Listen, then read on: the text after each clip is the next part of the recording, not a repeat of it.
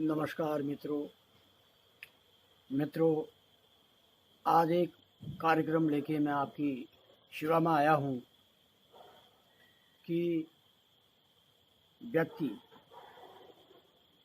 हमारे हिंदू धर्म में गर्भाधान से लेकर के मृत्यु पर्यंत 16 संस्कार हैं। 16 संस्कारों में एक संस्कार है यज्ञोपवीत संस्कार। उपनयन संस्कार भी इसको कहते हैं। वैसे तो कहा गया है कि कोई भी जात धर्म संप्रदाय या वर्ग में जो भी बच्चा जन्म ले, जन्मना जायते शूद्र संस्कारा द्विजुच्यते।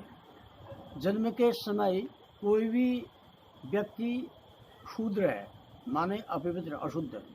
संस्कार होने के बाद ही वह शुद्ध होता है। सबसे बड़ा एक आत्मशुद्धि का जो संस्कार है वो है यज्ञोपवीत संस्कार, जनेऊ संस्कार जिसको कहते हैं। हिंदू धर्म में यज्ञोपवीत संस्कार का अपना बड़ा महत्व है। कहा गया है कि जो भी ग्रहयाग या जो भी हम ग्रहों का करेंगे उपाय, उसमें या जो भी पूजा करेंगे, जो भी षोडशोपचार के साथ जो भी करेंगे, उसमें सब व्यक्ति के संस्कार अच्छे होने के लिए, कि बुरी दशा है या ये है तो उसको अच्छी दशा आ जाए, और गायत्री मंत्र का जब व्यक्ति करे उसकी बुद्धि सही हो जाए, इस उद्देश्य से भी यज्ञोपवीत संस्कार किया जाना है। वैसे ये ब्राह्मण के लिए तो आवश्यक है यज्ञोपवीत। ब्रह्मा विप्रो प्रक्षतस्य मूलम से संज्ञा है, लेकिन हिंदू में तो सभी धर्म के लिए संस्कार, यज्ञोपवीत संस्कार मान्य है, जरूरी है। परंतु सरदार सिख के धर्म में इसको कम माना जाता है। यज्ञोपवीत संस्कार मैंने पूछा था सिख के लोगों में, जिन्हें वो संस्कार बहुत कम करते हैं। परंतु गुरु नानक देव जी जो थे, इनके पिताजी का नाम कल्याण राय था। गुरु नानक जब बाल्यावस्था में थे तो ये बड़े अनोखी बातों को करते थे। तो इनके पिताजी ने सोचा कि कुछ घरों का कोई दोष हो, जिसकी वजह से भी ये इस तरह से अनोखी बात करते हों।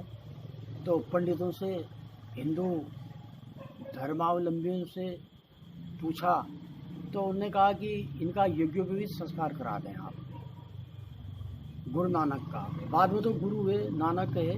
पहले तो नानक बाल्यावस्था में बालक हुए, तो उन्होंने कहा इनका यज्ञोपवीत संस्कार करा दें, इससे इनकी बुद्धि थोड़ी ठीक भी हो सकती है, क्योंकि यज्ञोपवीत संस्कार से व्यक्ति शुद्ध हो जाएगा, संस्कारित हो जाएगा। तो उन्होंने यज्ञोपवीत संस्कार की तैयारी की, सारे षोडशोपचार भोजन जो भी हैं वो किए।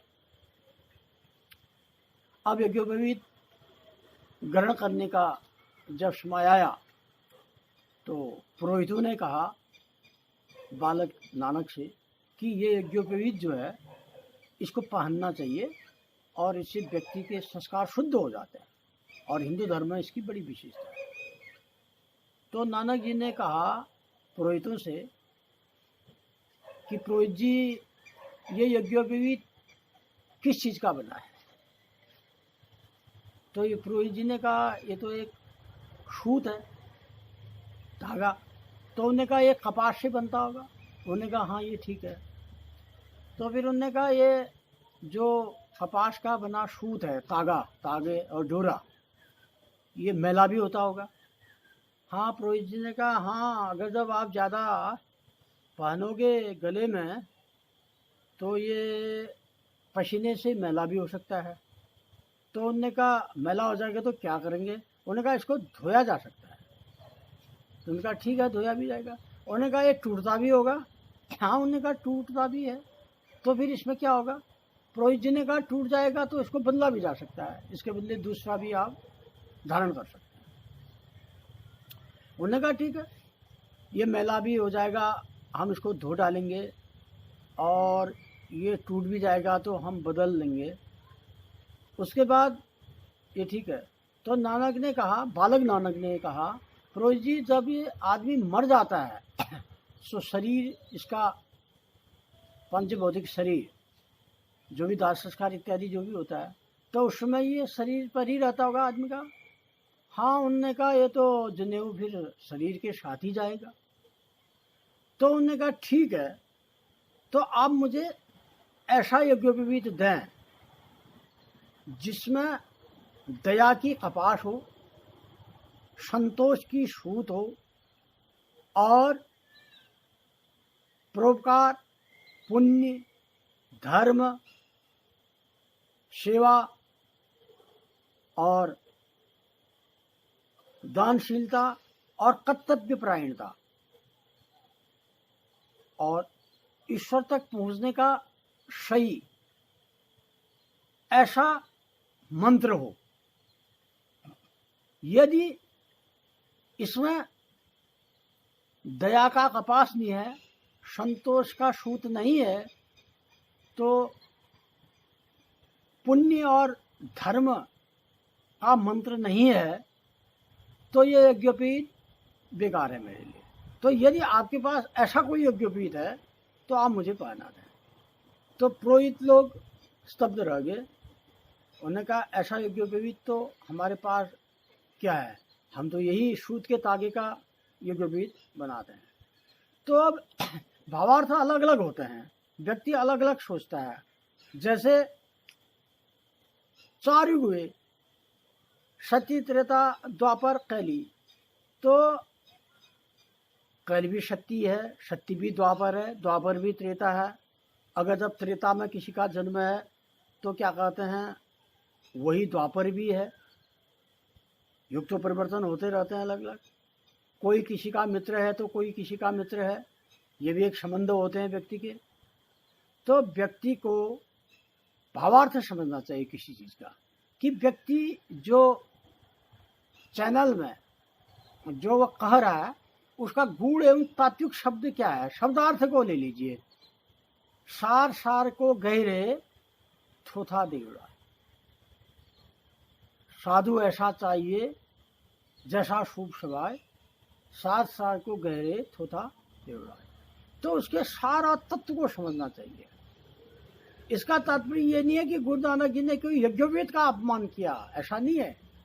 उनका मतलब है कि यज्ञोपवीत यदि धारण करने के बाद व्यक्ति संस्कारित नहीं है, जैसे उन्होंने कहा ये हमारे संस्कार हैं, इससे बुद्धि निर्मल होती है, तो अगर जब उसको पहनने के बाद भी व्यक्ति के भीतर काम, क्रोध, लोभ, मत्सर, मात्सर्य या भौतिकवाद अधिक होना, या वो गायत्री मंत्र ही नहीं जप रहा हो, यज्ञोपवीत है।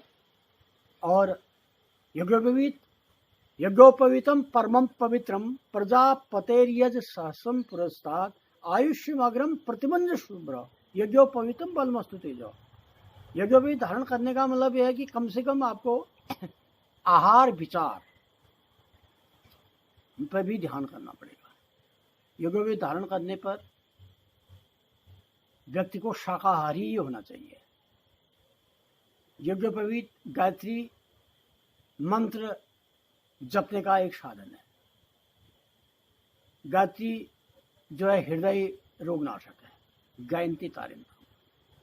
तो अगर जब ऐसा है तब तो यज्ञोपवीत ठीक है, यह उनका भावार्थ है। उनका ये नहीं है कि यज्ञोपवीत ही न पहना जाए या किसी पुरोहित वर्ग का अपमान किया जाए, ऐसा नहीं था।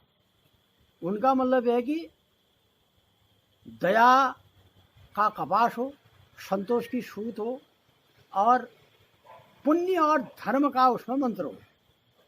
मंत्र करने के बाद यदि व्यक्ति के अंदर अहंकार नहीं गया अंदर से, तो वह मंत्र लोक कल्याण नहीं कर सकता है। क्योंकि मंत्र का मतलब ये कि जो वाणी के द्वारा हम जो आवाज वज्र के रूप में, जैसे एक ऊर्जा, उसके रूप में जो हम आवाज निकालते हैं, ध्वनि, वाइब्रेशन और तरंगों के रूप में अच्छे फोकस के द्वारा, तो ये जो है मंत्र हैं। मंत्र महामणि विषय व्यालते। तो मंत्रों का अपना महत्व है, यज्ञोपवीत का अपना महत्व है। सबसे पहले व्यक्ति को मनसा वाचा कर्म शुद्ध होना चाहिए, तभी यज्ञोपवीत का भी महत्व है, ऐसा वेद भी कहा जाता है। तो इसलिए मेरा कहने का ये है कि आज 1 जून 2020 गंगा दशहरा की 5 कर्मेंद्रियां और 5 ज्ञानेंद्रियां, क्षिति जल पाओ गगन समीरा, और जुआ स्रोत वायु इत्यादि जो भी ये आपके कर्मेंद्रियां हैं, इनको जिसने वश में कर लिया और इनमें जितने भी आपके कलुषित मात्सर्यता है, एक होता है मत्सर, एक होता है मत्सर, इसको दूर जिसने कर दिया, हरण कर दिया, 5 ज्ञानेंद्रियों और 5 कर्मेंद्रियों के तमाम बुराइयों को जिसने हर लिया, वही है दशहरा। 5 कर्मेंद्रियां 5 ज्ञानेंद्रियां। इसी गंगा दशहरा के उपलक्ष्य में मैं आपको हार्दिक बधाई भी देता हूं, और गंगा अवतरण भी आज पृथ्वी पर आई है सगर के पुरखे तरह भगीरथ की तपस्या के द्वारा।